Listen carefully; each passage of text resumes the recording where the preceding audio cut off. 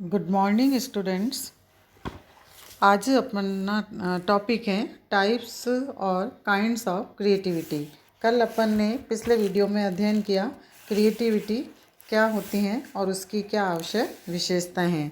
आज हम देखेंगे कि सृजनात्मकता भी कई प्रकार की होती है, क्योंकि सृजनात्मकता के विभिन्न डायमेंशंस आयाम होते हैं और यह अध्ययन, मनन या विचार या चिंतन की एक प्रक्रिया है जो विभिन्न प्रकारों या रूपों के अंदर हमारे सामने प्रकट होती हैं।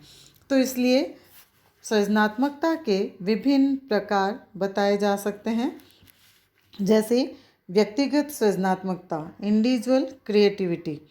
जब एक व्यक्ति के सोचने, विचारने एवं परिकल्पना से नई बात उभर कर आती है तो उसे व्यक्तिगत सृजनात्मकता कहते हैं।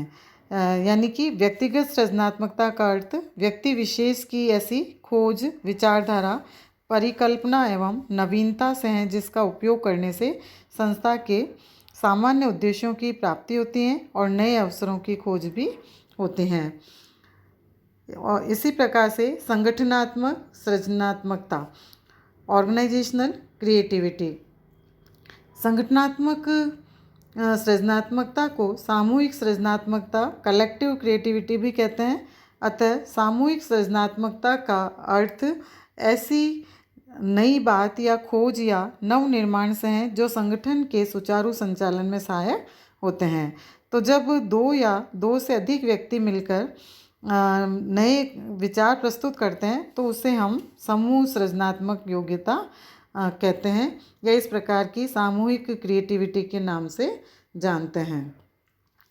आदर्श सृजनात्मकता, नॉर्मेटिव क्रिएटिविटी। आदर्श सृजनात्मकता का आशय कुछ निर्धारित एवं विस्तृत आवश्यकताओं या समस्याओं या उद्देश्यों के समाधान हेतु विचारों की खोज किए जाने से माना जाता है। तो इसलिए इसके अंतर्गत कर्मचारी एवं प्रबंधक द्वारा बताई गई किसी विशिष्ट समस्या को हल करने के लिए नए विचारों, विकल्प और नई अवधारणाओं एवं तथ्यों की खोज और तलाश करते हैं। फिर है अन्वेषणात्मक सृजनात्मकता, एक्सप्लोरेटरी क्रिएटिविटी। ये क्रिएटिविटी ऐसे विचारों के सृजन से संबंधित होती हैं जो आवश्यक रूप से किन्हीं ज्ञान या उद्देश्यों या आवश्यकताओं या किसी निर्धारित मांग के लिए नहीं होते हैं। तो इससे सामान्य रूप से नए विचारों की खोज की जा सकती है और जो सदैव किसी कॉमर्शियल या अवसरों के लिए प्रयुक्त नहीं किए जाते हैं। तो इस प्रकार की सृजनात्मकता का उपयोग आत्मसंतुष्टि या मन की तृप्ति या मनोरंजन के लिए हो सकता है। फिर अप्रत्याशित रचनात्मकता, अनएक्सपेक्टेड क्रिएटिविटी। जब कोई आकस्मिक या कुछ विचार अत्यंत सृजनशील सिद्ध होते हैं तो चिंतन प्रक्रिया में के दौरान वो किसी सुखद घटना के कारण हमारी मस्तिष्क में कई प्रकार की कल्पनाएं आ जाती हैं, तो उसे अप्रत्याशित सृजनात्मकता कहते हैं। जब सृजनात्मकता किसी ऐसे विचार का परिणाम है जो अप्रत्याशित रूप से अचानक खोज की जाती है और जिसके आधार पर लाभप्रद प्रवर्तन करना संभव होता है, तो वह अप्रत्याशित सृजनात्मकता कहलाती हैं। तो इस प्रकार से ये 5 प्रकार की सृजनात्मकता मुख्य रूप से देखी जाती हैं। इसके बाद हम करेंगे प्रोसेस ऑफ क्रिएटिविटी, सृजनात्मकता की प्रक्रिया। सृजनात्मक प्रक्रिया का आशय एक ऐसी चिंतन प्रक्रिया से है जिसके द्वारा किसी समस्या का मौलिक एवं उपयोगी ढंग से समाधान किया जाता है। इसलिए जिस प्रकार किसी समस्या के निवारण अथवा सामान्य लक्ष्य की प्राप्ति हेतु एक निश्चित प्रक्रिया के विभिन्न चरणों का उपयोग किया जा सकता है, उसी प्रकार सृजनात्मक की प्रक्रिया के लिए भी कुछ चरण या कदम उठाए जाते हैं।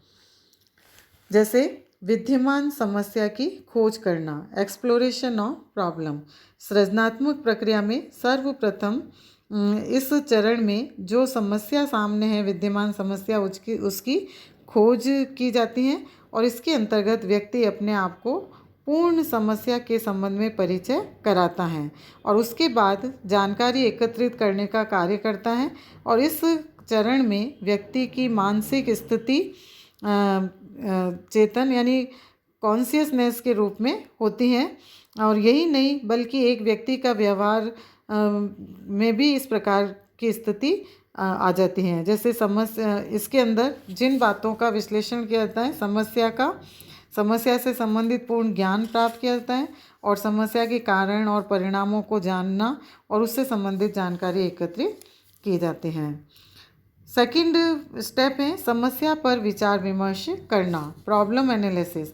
सृजनात्मकता की प्रक्रिया के इस कदम में व्यक्ति अनुभव एवं एकत्रित तथ्यों का अध्ययन करता है और सृजनता के लिए वातावरण तैयार करता है, एक इस प्रकार का एनवायरनमेंट बनाता है। व्यक्ति के मस्तिष्क की दशा चेतन रहती है, कॉन्शियस रहती है और इसलिए यह विचारों का विश्लेषण करता है, उनमें तालमेल बिठाता है और उन्हें अन्य व्यक्तियों के दृष्टिकोण से भी देखता है। बीजारोपण करने की स्थिति, कंसेप्शन। इस स्थिति में अवचेतन क्रियाएं, सब कॉन्शियस एक्टिविटी समस्या का ताज़ा एवं उचित निवारण करती हैं। यह एक मनोवैज्ञानिक धारणा है जिसमें सृजनशील मस्तिष्क वाला व्यक्ति समस्याओं के निवारण संबंधित तथ्यों को एकत्रित करने में अपना अधिक समय व्यतीत करता है। इसके अतिरिक्त यह विभिन्न तत्वों में संबोधन स्थापित करने एवं उनमें संभावित संयोजन स्थापित करने का कार्य भी करता है। सृजनात्मकता की प्रक्रिया के इस स्टेप में चरण में व्यक्ति का व्यवहार मनोरंजन करना, गाना सुनना एवं समस्या के संबंध में चिंता करने वाला होता है। लेकिन इस अवस्था में उपलब्ध तथ्यों एवं विचारों में प्रत्यक्ष संबंध भी पाया जाना आवश्यक नहीं है। और इसके अतिरिक्त इस कदम में यानी इस चरण में चेतन मस्तिष्क क्या होता है, थोड़ा सा एग्जर्ट हो जाता है, थक जाता है। इसलिए इसे समस्याओं के संबंध में विचार विमर्श एवं सोचना बंद कर देना चाहिए और अवचेतन मस्तिष्क को यह कार्य सौंप देना चाहिए। परिज्ञान अथवा सुसज्जा, थिंकिंग। परिज्ञान अथवा सुसज्जा जैसी सृजनात्मक प्रक्रिया में व्यक्ति सब कॉन्शियस यानी अवचेतन की दशा में होते हैं। यहाँ ऐसे व्यक्ति के मस्तिष्क में एक स्प्रिंग की तरह विचार आते हैं और मतलब बहुत जल्दी से विचार मस्तिष्क में आते हैं और इसलिए कहा जाता है कि उच्च पदाधिकारी का दिमाग रात्रि में अधिक कार्य करता है। यानी अनेक व्यक्ति सोते समय या घूमते समय, ब्रश करते समय, मस्तिष्क को आराम देते समय इन नवीन विचारों का ज्ञान प्राप्त करते हैं और समस्या के समाधान का ऐसा ज्ञान अचानक आता है। इसलिए उनमें से कुछ विचारों को भूल जाते हैं और कुछ को बेकार मानकर निरस्त कर देते हैं और कुछ को वे भावी विश्लेषण हेतु स्वीकार उनमें से किया जा सकता है। सत्यापन एवं प्रयोग, वेरिफिकेशन एंड टेस्टिंग या एप्लीकेशन। इस कदम में व्यक्ति का मस्तिष्क चेतन अवस्था में रहता है और सुझाए गए हल का तर्क या प्रयोग के आधार पर सत्यापन करता है। यही नहीं, वह विचारों के संबंध में स्पष्टीकरण करता है और समुचितता पर नवीन विचार की जांच करने का भी कार्य करता है।